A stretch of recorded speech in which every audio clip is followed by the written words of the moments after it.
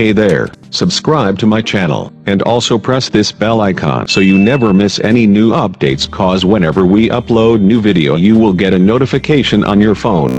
The test is in 4 parts, Part 1, Part 2, Part 3, and Part 4. Now look at Part 1. Part 1.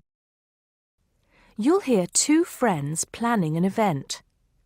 First, you have some time to look at questions 1 to 6.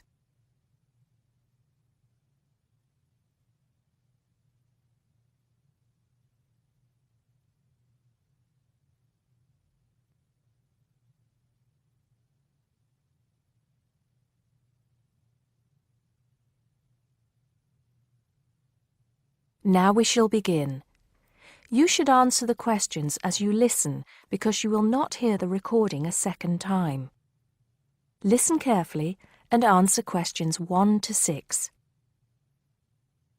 Hello, Joan. I'm glad you could come. Hello, Peter. What's up? Is something the matter? No, everything's fine. It sounded urgent on the phone. Did it? It's just that I've had this idea and I wanted to see how soon we could get it off the ground. Well, don't keep me in suspense. You know they're planning to close down the local clinic. It was in the newspaper yesterday, but most people have actually known for some time. Well, I thought we should do something about it. What did you have in mind? I thought we could organise a charity event and donate the money to the clinic. I know it doesn't sound like much, but it will show the local council how we feel and that we mean business. That'll take quite a lot of organising. Why don't we just hold a protest outside the town hall? A protest would take just as much organisation as an event like this. Besides, I think fewer people would turn up. A village fair or something like that would attract more people and get money for the clinic. People are more generous when they're enjoying themselves. OK then, it sounds good to me. How do we start? First, we put our heads together and come up with a list of people who'll be willing to help and people who can provide us with some of the things we need. For example, we might need a caterer to provide refreshments, a rock band for entertainment, tents and so on. Then, we do a lot of telephoning around and try to get everybody together at the same time in the same place. Sounds like a lot of work to me. Well, that's only the beginning. First things first, though. Let's decide now on who to get to the initial meeting and where and when to hold it. Fine. Well, the village hall would be the best place to have the meeting. It's not as big as the youth club, but it's warmer. There'll be no problem getting permission to use it, but I suppose it depends on how many people we invite. We don't want too many, otherwise the meeting will go on too long and nothing will get decided. But the village hall is a good idea. It's more official than having it in someone's living room. How many? 6 or 8 people to start with? 10 at the most? OK, now we have to decide on a suitable day and time. Suitable to everybody, I mean. A Saturday or Sunday would seem to be the best choice because people aren't at work on those days. But they may not like the idea of giving up a part of their weekend for a meeting. Unless we persuade them it's for a good cause, or that it's to their advantage, and that it'll all be a lot of fun. We'll provide refreshments, of course. What if some don't want to give up their weekend? Then we'll give them an alternative. Say, one evening in the week after everybody's finished work. We'll see which is the most acceptable to them. Then book the hall. I can do the refreshments for the meeting. I'll get Darren and Maggie to help me. I'm sure they'll be more than willing. Before you hear the rest of the conversation, you have some time to look at questions 7 to 10.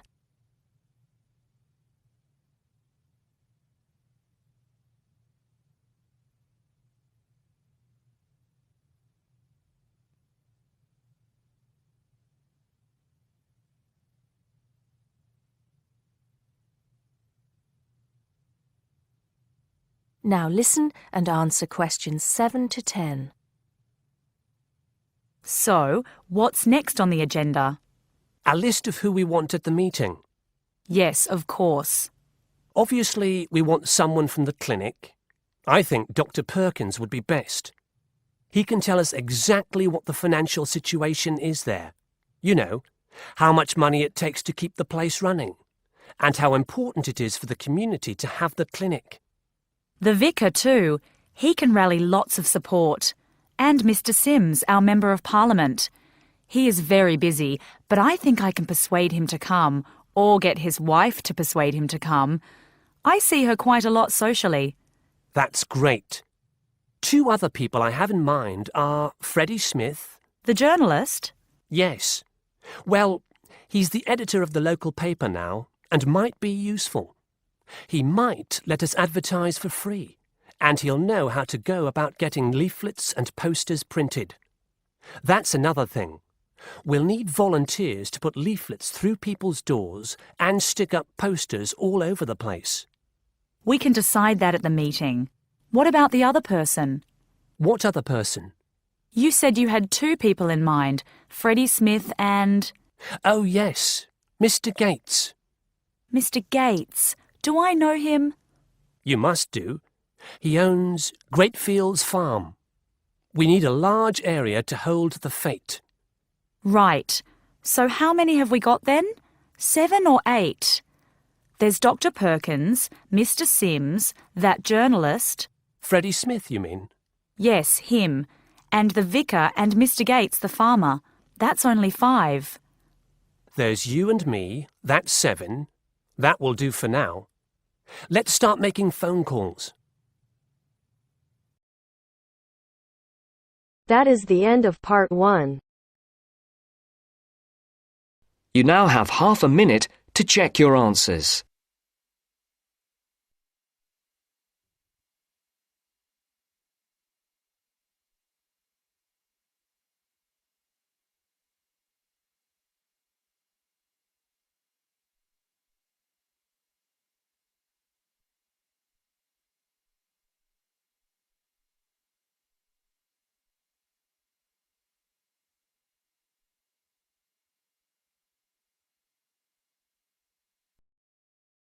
Now turns to part 2.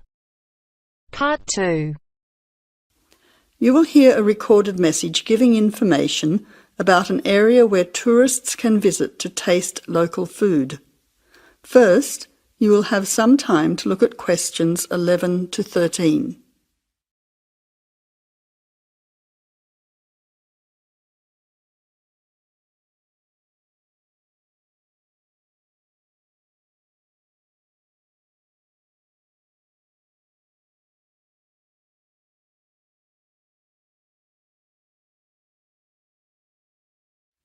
Now listen carefully to the first part of the message and answer questions 11 to 13.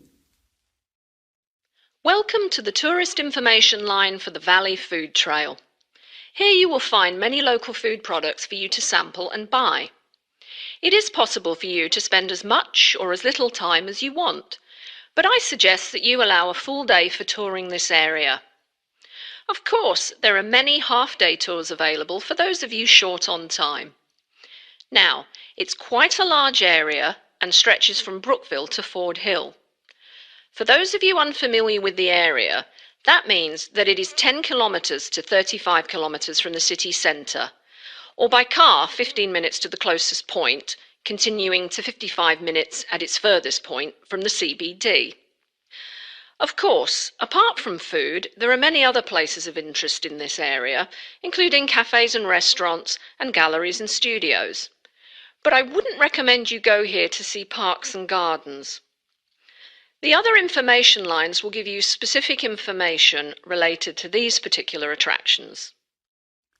Before the final part of the message, you now have 20 seconds to look at questions 14 to 20.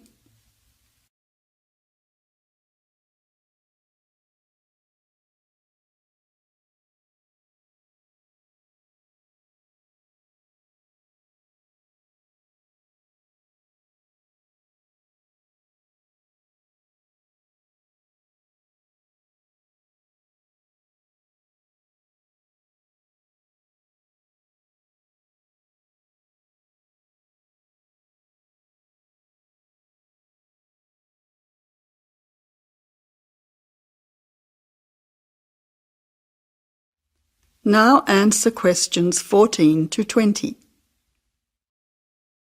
But let's go back to food. If we begin in Brookville and head north towards Upper Valley in a clockwise direction, passing West Valley on West Road, we cross over Coast Road to come to our first place of interest, Magic Coffee. This is not to be confused with the coffee house, situated opposite on the other side of the valley on the railway line. Magic Coffee is next to the chocolate company, which is on the corner. Just past the ice cream shop on the corner of John Street is the fresh produce shop. A little further north, we have reached Ford Hill, where we can start our drive southwards along Great Northern Highway following the railway line. First, we come to the organic market near the corner of Memorial Avenue, and then to Olive Farm opposite Olive Road. Just before we come to the next street crossing, we see the Honey Pot, which is practically opposite the coffee house. There is another chocolate company which sells nougat as well, just nearby. Following the railway line along Great Northern Highway, we return back to Brookville. Now, as I have said previously, if you only have a few hours to spare, there are several places that you shouldn't miss. The two chocolate places make equally nice chocolate, but the factory has the added bonus of nougat, unlike the company.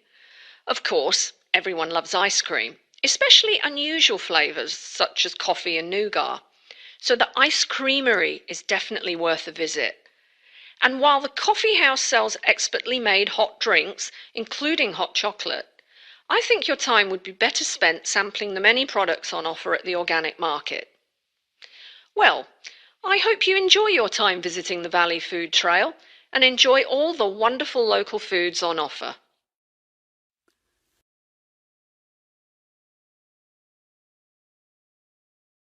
That is the end of part 2. You now have half a minute to check your answers.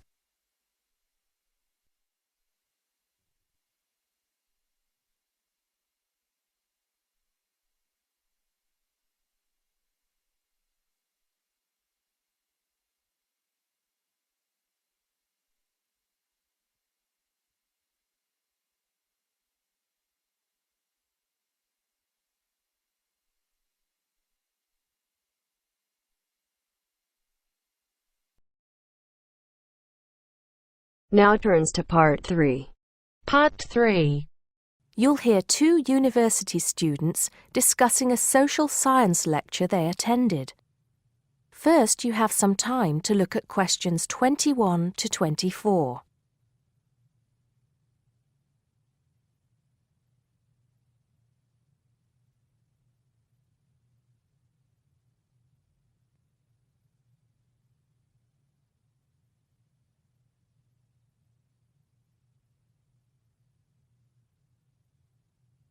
Now listen carefully and answer questions 21 to 24. Did you go to the first social science lecture yesterday? Yeah. Didn't you see me there? No. I was trying so hard to understand the lecturer. What didn't you understand? A lot of it, really. For example, he said we needed to study history as part of the course, but I didn't get why. You probably missed it. He said early on that we need to learn from our past mistakes. Right. But he also said we need to put ourselves in the place of our ancestors. Why is that? I think the point is that it's not enough to know how they lived and what they did. We need to know what they thought. I see. And I've written transferable skills in my notes next, but I have no idea what that means. If you study social science, you learn skills that you can use in a job. Oh, right. Is that all? Okay, but why is that? The point he made was that in studying social science, you use a flexible and adaptable approach to learning. Before you hear the rest of the conversation, you have some time to look at questions 25 to 30.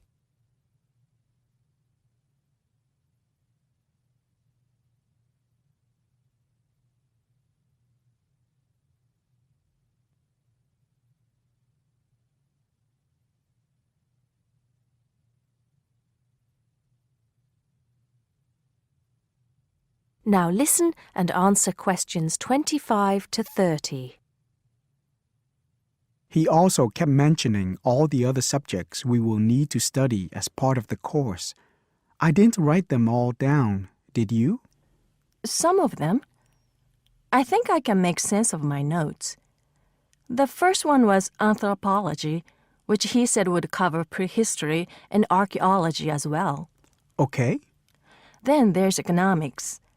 I wrote down that this was not meant to mean that we will spend all our time looking at economic theory, but more that we need to see how humans behave. That's good. I don't think I could handle economic theory. He said something about education too, didn't he? Yeah. He said we'll be looking at how cultural information is handed down from one generation to the next through teaching children. He said we'd be focusing on geography too, but I can't really remember which aspects. Can you? I noted it down, I think. Here we are, yes, particularly in relation to urban planning. It's law that I got confused about. I didn't understand why he linked that to economics. I think he meant that laws affect the way wealth is distributed. That makes sense. Now, what are the science wars? Okay, I did get that. The science wars are about how social science collects information. In sociology and social work, and in social science generally, they can only study patterns of behavior and observe. If you compare that to the way scientists work in physics or chemistry, it's very different because they use specific experiments that can be tested and which give concrete answers. Social studies is often accused of being unscientific. That's all. Okay. But it still looks like a good course, doesn't it? You don't have any regrets, do you? None at all. I'm looking forward to it. That is the end of part 3. You now have half a minute to check your answers.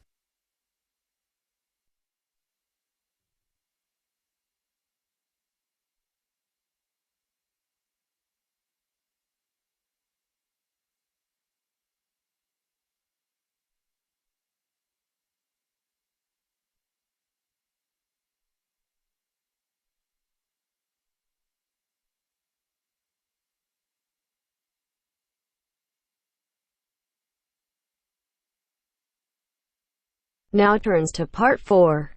Part 4. You will hear a lecturer talking about the solar eclipse in history. First, you have some time to look at questions 31 to 36.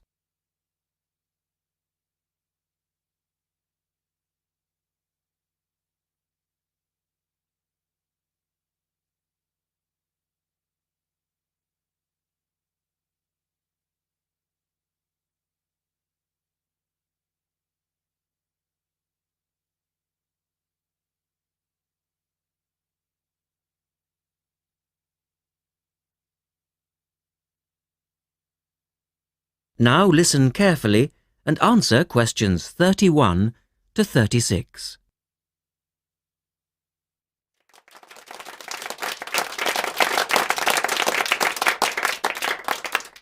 Good evening and welcome to this month's Observatory Club lecture. I'm Donald Mackey and I'm here to talk to you about the solar eclipse in history. 1,000 years ago, a total eclipse of the sun was a terrifying religious experience. But these days, an eclipse is more likely to be viewed as a tourist attraction than as a scientific or spiritual event.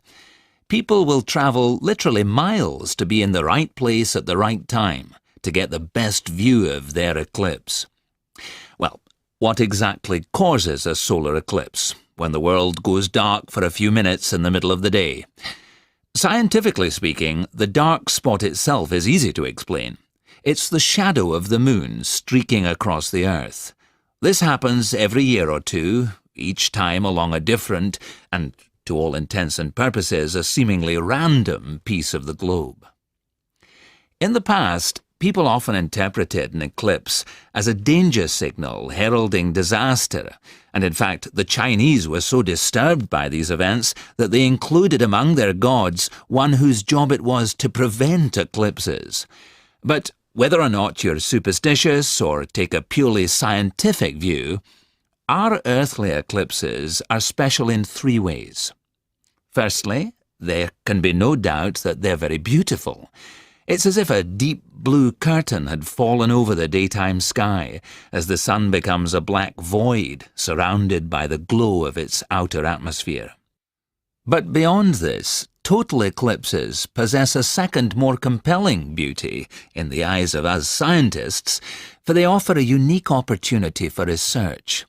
Only during an eclipse can we study the corona and other dim things that are normally lost in the sun's glare. And thirdly, they are rare. Even though an eclipse of the sun occurs somewhere on Earth every year or two, if you sit in your garden and wait, it will take 375 years on average for one to come to you. If the moon were any larger, eclipses would become a monthly bore. If it were smaller, they simply would not be possible. The ancient Babylonian priests, who spent a fair bit of time staring at the sky, had already noted that there was an 18-year pattern in their occurrence, but they didn't have the mathematics to predict an eclipse accurately. In the second part, the speaker talks about a number of scientists. Look at questions 37 to 40.